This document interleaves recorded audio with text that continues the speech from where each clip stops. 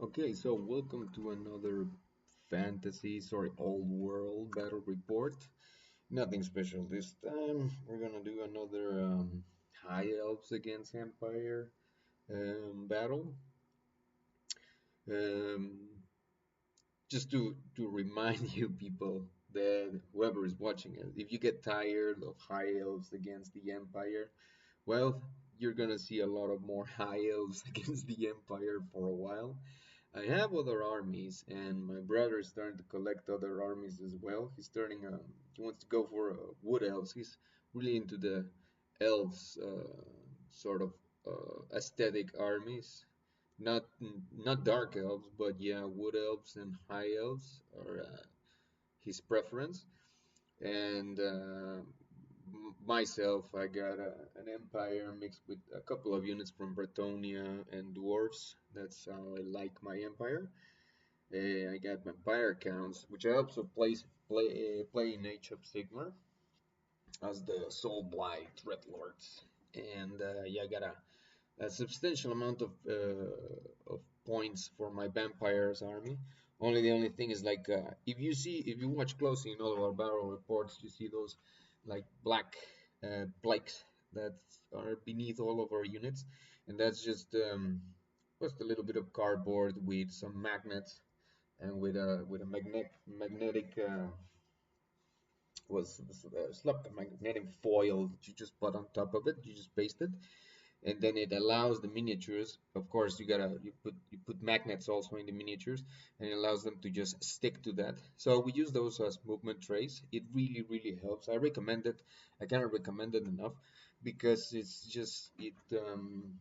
really ameliorates the amount of time that you spend on the just pretty much just setting your battlefield when you um, when you put picture by picture sorry miniature by miniature, it just becomes very cumbersome, and it becomes really annoying to make battle formations, especially if you're going to move a lot. If you got a very dynamic army, to move all of them one by one, piece by piece, it just takes so much of the game. And in a game that could just last a good 2 hours, a 3,000 point game, when you know your rules and everything, that could last maybe 2.5, maybe 3 hours of pure engagement and just a lot of fun. It just becomes a very tedious labor thing, it becomes a very boring thing.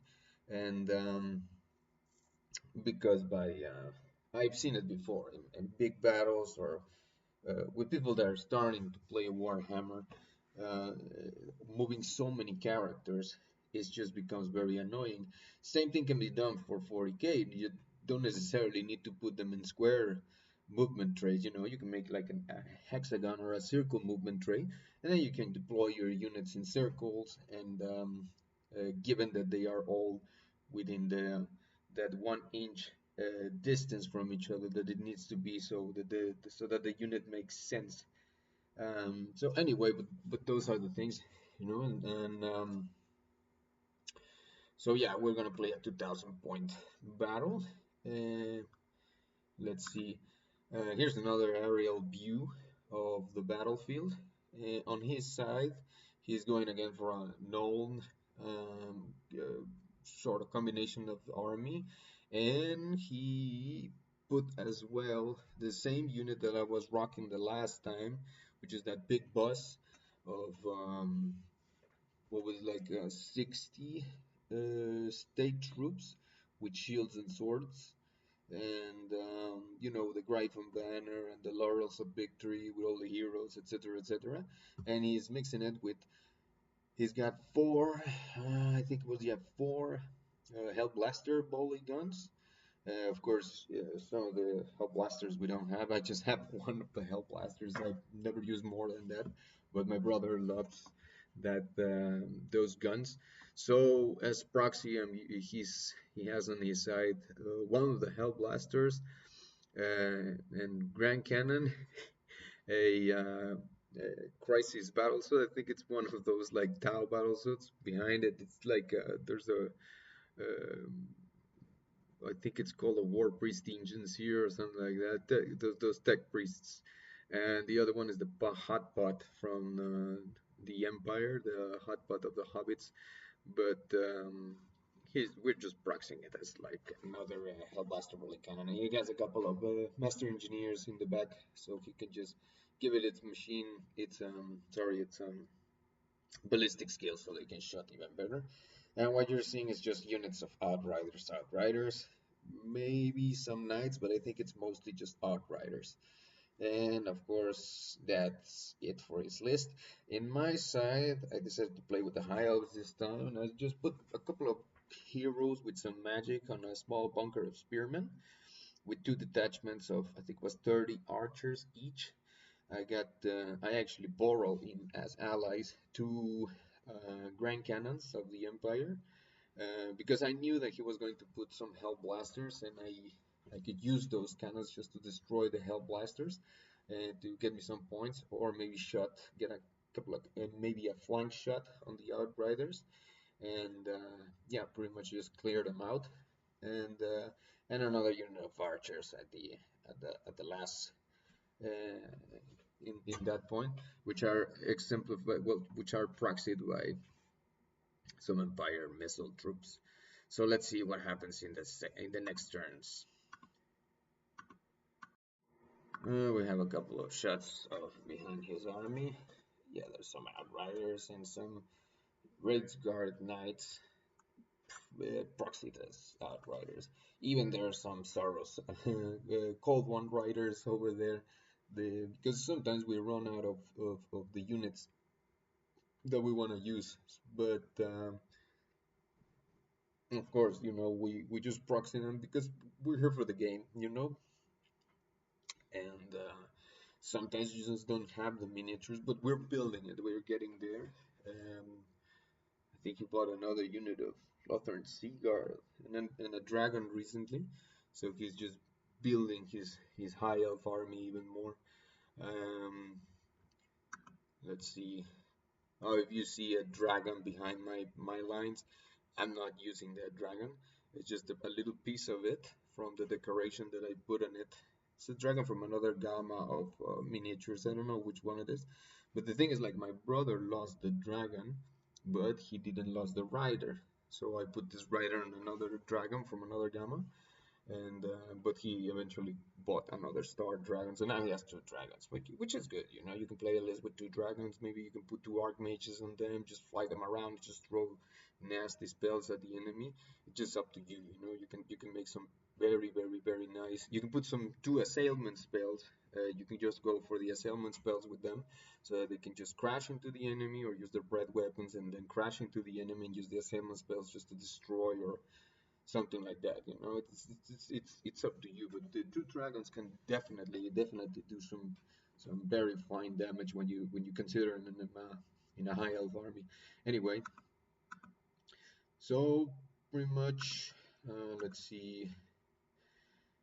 So I got first turn, so the only thing that I did was just I think I got first turn. I think it was him in this occasion. So yeah, first turn he just moves everything to the front. Not much has happened, and probably I took as much shots as I could. Um, I think he's rocking the battle magic, so he probably was casting Oaken Shield on his bunker unit. So it's a wise thing, because if I make a considerable amount of wounds on that unit, I could potentially make it flee or something like that. It's not probable because it's a very tough unit with a high leadership and the battle standard bearer is there, so they're gonna have the chance to reroll. But my main focus is just to try to use my range and my archers to try to bring down the Outriders because they don't have very good armor. So that my idea is to cause sufficient damage to those units that it nullifies its shots. Because the whole thing is like the shots that these guys do is just insane. It's just they got multiple shots and it's very strong, the weapon that they carry, and with the combination of null, they have the ability of removing impetuous, so they don't have any penalizations when they move and then they shoot. So that's dangerous. Anyway, so everything on the side of the Empire move. The high up stay in their position. I took, of course, some shots at one unit. I don't know if it was with the cannonball or something, because mainly my decision was not to waste my fire on the hell blasters, because on his first round he's not going to be able to shoot them because they're not in range. But I am in range, so I used all my balls to try to shoot as much as of these outriders as possible, which that should have been my main focus, just to shoot the outriders. But I think I took some bad decisions along the way. Anyways, I took a couple of casualties over there. They just moved to the front, and it seems like we got a misfire from something. I'm not particularly sure what it was, but I think it was one of the hell blasters of my brother. We will see in the next turn. Well, apparently he took a couple of shots of my poor archers, and yeah, here's the result. Of course, that weapon. I mean, archers have only light armor, as they're safe. So yeah, anything just and of course those rifles have like AP1. So even if they're at long distance, they got a pretty good ballistic skill. So the shots are gonna land, and yeah, they're gonna hit on. And I think it's like if they move. I think they get ballistic skill 4. I'm not sure. I think they do. So that makes it threes. But since they move, they get the fours, but they don't get the double penalization because of their weapon. So at fours, of course, and multi shots. Now that's a thing that we learn later on. That when you have multiple shots, the first round of shots that you get, they go on fours in this case. But the next round of shots, they have to go on five. So there's a penalization also for multiple shots. We didn't know it. Now we know it. But since we didn't know it, like all those shots landed perfectly and just took almost all my unit of archers that stay on that side. So yeah, that's not good. But let's see what happens next. Nah, everything just shuffle a little bit on the high elf side. Um, it's they're just getting closer. And as you can see, what it stands a little bit further from the central rock, like those units are really close to me right now, and that's very dangerous. Let's see what happens in the next turns. Same thing going on over here. Yeah, we got the enemy really close, which is an advantage and a disadvantage at the same time. Like for example, the Helm Blaster Polygon is not gonna be able to shoot over there, and he's funneling all his units. So I can use that to my advantage. If I concentrate all my fire in one unit, maybe I can cause enough damage to completely wipe it out and then go for the next one.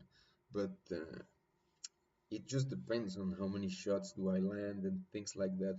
Like I think like my best interest was just to concentrate all my shots into that unit of outriders that was just close, the closest to my ranks. But I don't know what decision did I make. I would have to see it on the next picture to get a more clear idea of what happened over here. But probably I'm going to get blasted if my arrow shots did not land correctly, because I think he also casted Walk Between Worlds on his main unit. So to shoot anything at it would be completely useless because they got the ethereal rule, so nothing that is not magical attacks can harm them. So let's see what happens next. Uh, yeah, this is another picture, another overview. Not much. Oh yeah, well, so what happened here, as you can see, is that there's a couple of outriders missing over there, and there's a little Hellblaster bullet cannon that is not there anymore. It's because he got two rolls of misfire on that one, and then you gotta check on the black powder misfire table. I think that one exploded and took a couple of units with him. So yeah, well, there goes that one, and which is lucky for me.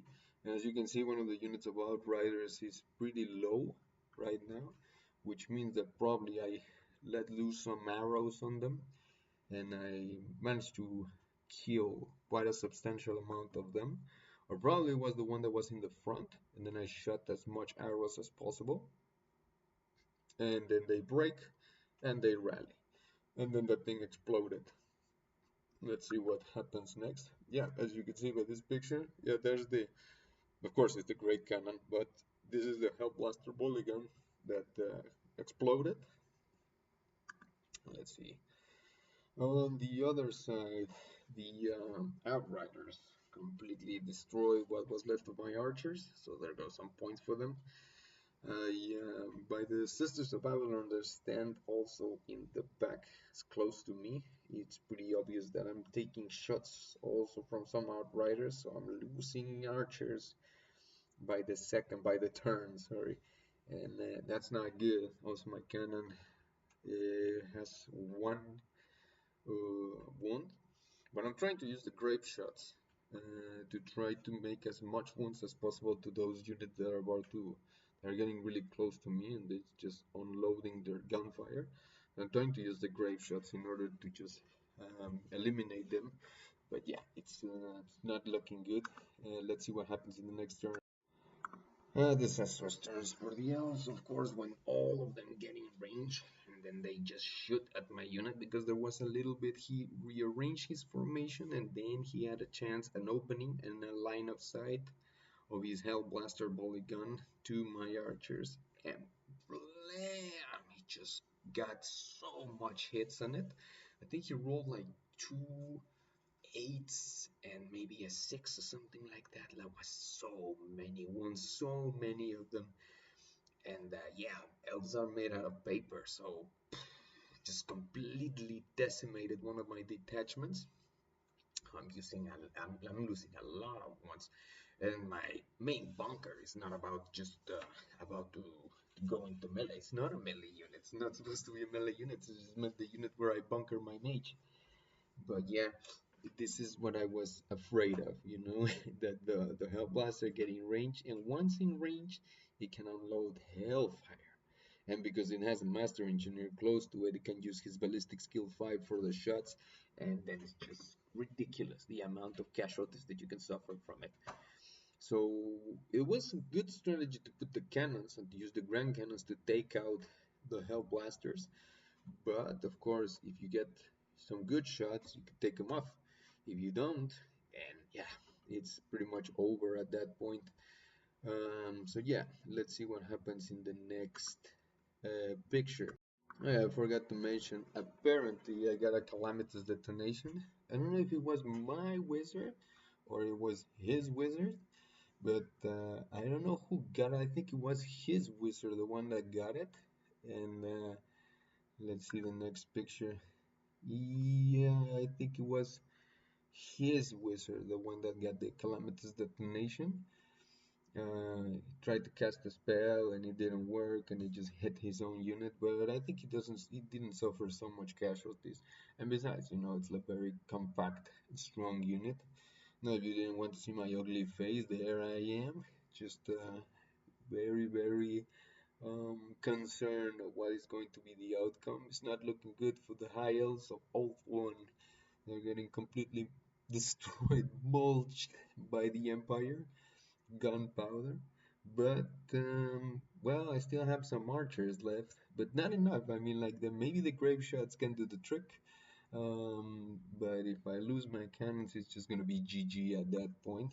So let's see what happens next. Well, the great cannon suffering some wounds on this flank. Just trying to do some grape shots over there. Pretty much it's just another shot off the battlefield.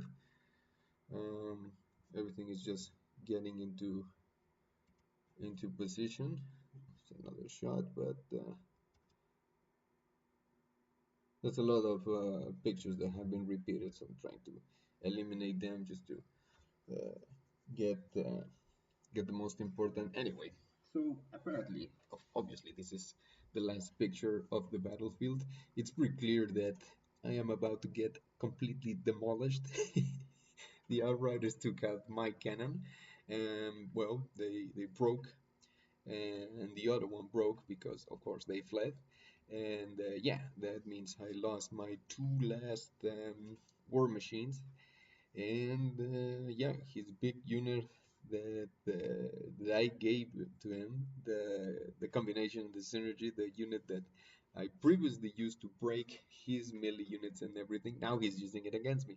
So now he has that big bus of state troopers just charging into my melee, and at this point, I pretty much just conceded the victory to the Empire because, god damn, I mean, like, it's impossible that I can overturn this, especially because I lose one of my detachment of archers to another round of shots from the Hellblaster polygon, and then a charge from that unit. Like, it doesn't really matter if I took some shots or I took some wounds out of the other outriders. Like, most of the units are still complete, and sometimes I get bad luck with my rolls when it comes to shooting enemy units. But that's just the game. That's just the chance, and it's just what it is. Now, things to take in consideration in this battlefield, like, I would say archers are, the MVP, sorry, of the High Elves army. They're just great. I mean, they just shoot at such a long distance. They got a great ballistic skill, and you can look for some synergies. I think you can put some banners that could probably. I mean, if you're going to receive more shots against your unit, if it's going to be a shoot and shoot kind of battle, well, you can put the banner of toughness and just make your archers more tough, make that big line and just keep shooting at the enemy. Like, you can put also the Racer banner and you can just chip a little bit more. Those sixes are going to wound better, against big armored units. But overall, you get a lot of shots. The volley shot is really an advantage. And if you can get a heal on your side, that's always beneficial. You could just put your characters in that heal, and then you can get more solid shots, more shots from the volley, from the volley fire. Now, the bunker of spearmen is not a bad strategy. I would say that they're really not paying their price because it's a unit that is just supposed to take charges. That's the thing with spearmen. You're supposed to wait for the enemy to charge you. Why? Because if you use them as a persecution unit, so to say, they're not really that fast. I mean, they're faster than average humans because they're elves and everything, but they lose the bonification that they get for their spears and thrusting spears and all that things. So it's more of a defensive unit. So I think in a synergy, in a little box of 20, that will be enough. Put their light armor, their shields, and put your wizards over there so you can just cast more spells. But you can also just commit it and just put more archers and put your synergies and put your wizards in the archer units, and you saw the things, to counter the enemy. You can use the dragon, so you can use probably maybe a chariot on the side or something like that. Not the silver helms. I previously used them as stated in a previous battle report, and against this type of units, against this type of shooting units like the outriders, it's a big mistake, right? Because you're going to try to get the charge, you're just gonna get shot, and these things have insane armor piercing and got very high strength, and they got a lot of shots. So you're just gonna get, and you gotta remember one thing, you get the cavalry is a very specific kind of unit, and if you use it wisely, because because regardless of how much it saves and regardless of how strong it may charge or some bonuses that it has, you gotta remember that it's a unit of 10 guys that have one wound each. So one shot and a true shot and that unit, it's gonna hurt. points wise. And when you think about unit strength, like if you start losing three riders on a round, you're reaching 20 percenters already. So it's probable that your unit could have to start taking some panic tests, because they're killing your unit really fast. So I wouldn't use cavalry, or I wouldn't use silver helms, or colored dragon princes in a battle against a very shooty army, especially when I know that my brother likes to play with the known um, sort of configuration for the empire. So that's very shooty army. So you're just gonna throw them as cannon fodder, and that's not the idea for cavalry. Anyway, so well, yeah, more archers to counter them. That would be the best strategy over here. Of course, my basic idea was just it was a good idea, but I think I misplaced the shots a lot of times. I should have focused on the units of outriders, because those are the easy ones to just wipe out, and then just downgrade the level or the amount of, of, of gunshots that they can have. Well, I think I threw my arrows at something else, and I think some of them got blocked, and I misused the way that I use the cannons, or maybe it was just some bad luck sometimes with some shots.